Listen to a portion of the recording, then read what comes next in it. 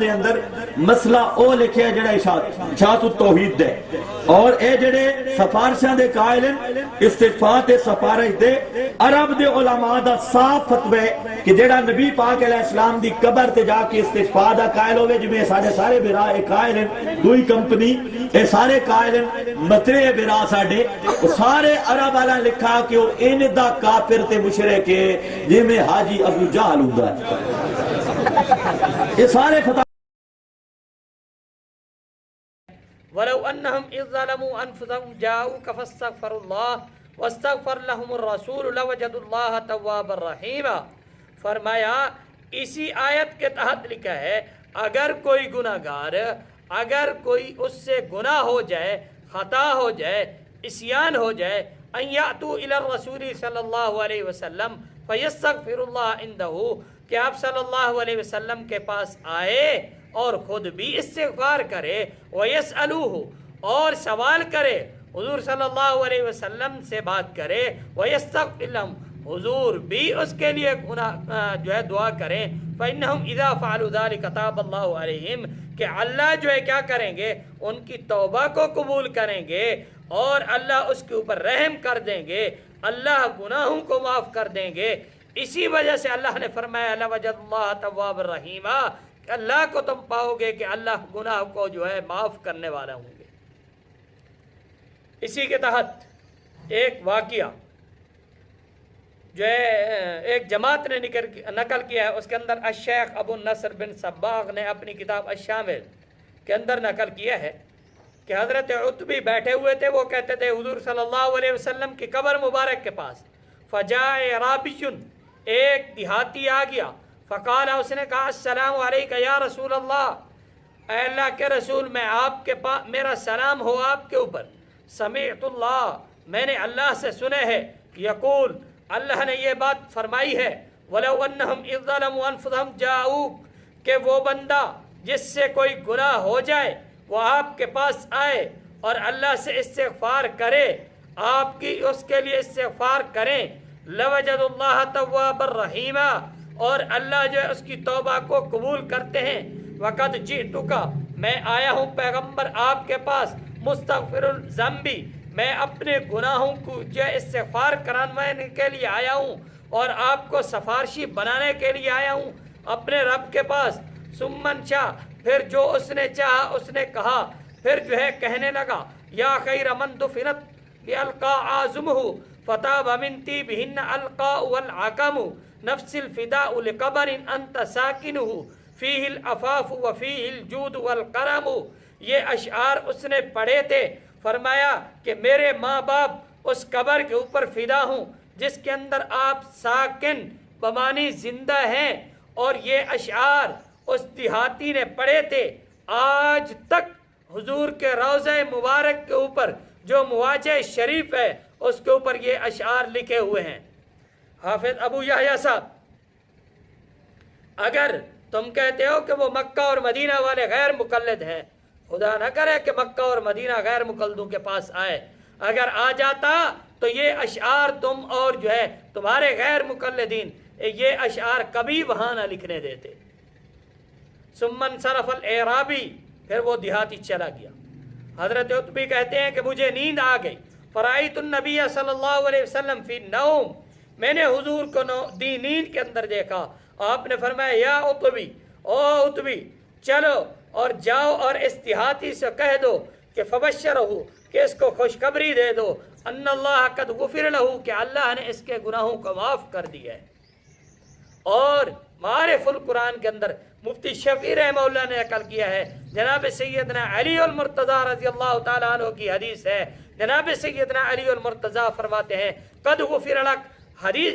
جو ہے روضہ انور سے آواز آئی کہ اللہ رب العزت نے آپ کے گناہوں کو معاف کر دیا ہے۔ یہ واقعہ کہاں نقل ہے؟ تفسیر ابن کثیر کے اندر جلد 2 ہے صفحہ 348 اسی آیت کے تحت تفسیر الدر المنصور ہے جلد 2 ہے صفحہ 478 کے اوپر القول البدیع کے اندر صفحہ 168 اور 167 کے اوپر اور کتاب الحج فی مناسک الحج والعمرہ اور جو ہے امام نووی رحمہ اللہ کی ہے اس کا صفحہ 455 اور 454 کے اوپر اور حاشیہ علی شرح اعزاء کے اوपर ابن حجر مکی کا جو ہے اس کے اندر صفحہ جو ہے 499 کے اوपर، اور کتاب المناسک کے اندر ملا علی قاری کی ہے اس کے صفحہ جو ہے 512 کے اوپر۔ یہ بات تو آ گئی وہ محدثین جنہوں نے اس واقعے کو نقل کیا ہے،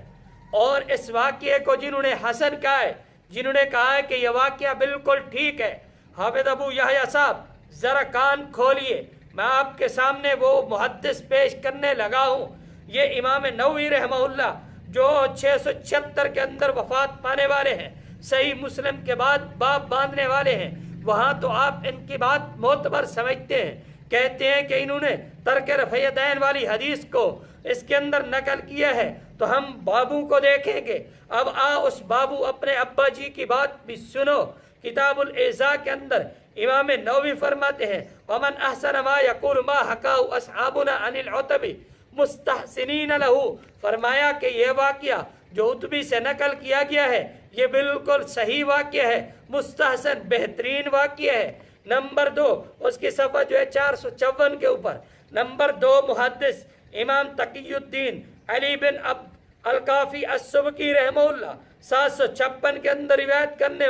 وفات پانے والے ہیں، وہ جو ہے نقل کرتے ہیں کہ عتبی نے جو واقعہ نقل کیا ہے یہ مشہور ہے مصنفین کے ہاں، وقد حکاہ المصنفون، مصنفین نے اس کو جو ہے روایت کیا اپنی کتابوں کے اندر، تمام مذاہب والوں نے اور مورخین نے، اور یہ تمام نے اس کو جو ہے مستحسن قرار دیا ہے۔ اور میں بھی دیکھتا ہوں کہ من آداب الزائر، فرمایا کہ جو زیارت حضور کی قبر مبارک کی زیارت کرنے والا ہو اس کے لیے یہی مناسب ہے، یعنی جس طرح وہ دیہاتی آیا تھا اسی طرح جائے، گناہ ہو جائے حضور سے سفارش کروائے، اللہ جو ہے اس کے گناہوں کو معاف کر دیں گے۔ شفاء السقام کے اندر صفحہ 236 235 کے اوپر، نمبر 3 امام علی بن احمد السمہودی، یہ مالکی محدث ہے، یہ فرماتے ہیں کہ یہ واقعہ جو ہے یہ بالکل مستحسن واقعہ ہے، بہترین واقعہ ہے۔ خلاصۃ الوفا باخبار دار المصطفیٰ جلد 5 ہے صفحہ 56 کے اوپر، اور حکیم الامت مجدد ملت حضرت مولانا اشرف علی تھانوی رحمہ اللہ نور اللہ مرقدہ، وہ بھی اسی واقعے کے بعد فرماتے ہیں کہ یہ واقعہ جو ہے ٹھیک ہے، اور جو ہے یہ بات پیش کرنا کہ آپ کے رب کیا حضور صلی اللہ علیہ وسلم سے شفاعت چاہتا ہوں آیا ہے، اور جو ہے شعر پڑھے ہیں وہ بھی لکھے ہوئے ہیں، اور اس کے اندر محمد ابن حرب کی وفات 228 ہجری کے اندر ہوئی ہے، غرض یہ خیر القرون کا زمانہ تھا، اور اس وقت کسی سے یہ نکیر ثابت نہیں ہے، کسی صحابی نے یہ نہیں کہا کہ یہ تو آپ اب حضور کی قبر مبارک کے اوپر آئے ہیں اور سفارش کروا رہے ہیں، یہ تو معاذ اللہ شرک ہے۔ آج 1400 سال بعد ایک حافظ ابو یحییٰ پیدا ہو جائے اور وہ کہے کہ یہ واقعہ صحیح نہیں ہے، اور جناب سیدنا علی المرتضیٰ خلفاء الراشدین میں سے ہیں، وہ بھی اس واقعے کو نقل کرنے والے ہیں، نکیر نہیں فرمائی، دیہاتی کو دیکھنے والے ہیں، دیہاتی کی روایت کو روایت کرنے والے ہیں، اور یہ نہیں کہا کہ یہ واقعہ غلط ہے۔ حافظ ابو یحییٰ صاحب عقل کا علاج کرواؤ۔ اور نمبر 2 اسی آیت کے تحت خلاصۃ الوفا کے اندر جو ہے باخبار دار المصطفیٰ کے اندر علامہ سمہودی فرماتے ہیں یہ حکم آج تک باقی ہے، یعنی آج تک باقی ہے۔ اگر کوئی آدمی جائے اور حضور سے جا کر سفارش کروائے، اور شفاء السقام کے اندر جو ہے یہ بات بھی لکھی ہوئی ہے، شفاء السقام کے اندر علامہ عبد القافی السبکی رحمہ اللہ تقی الدین وہ بھی فرماتے ہیں کہ یہ حکم آج تک باقی ہے۔ اور نمبر 3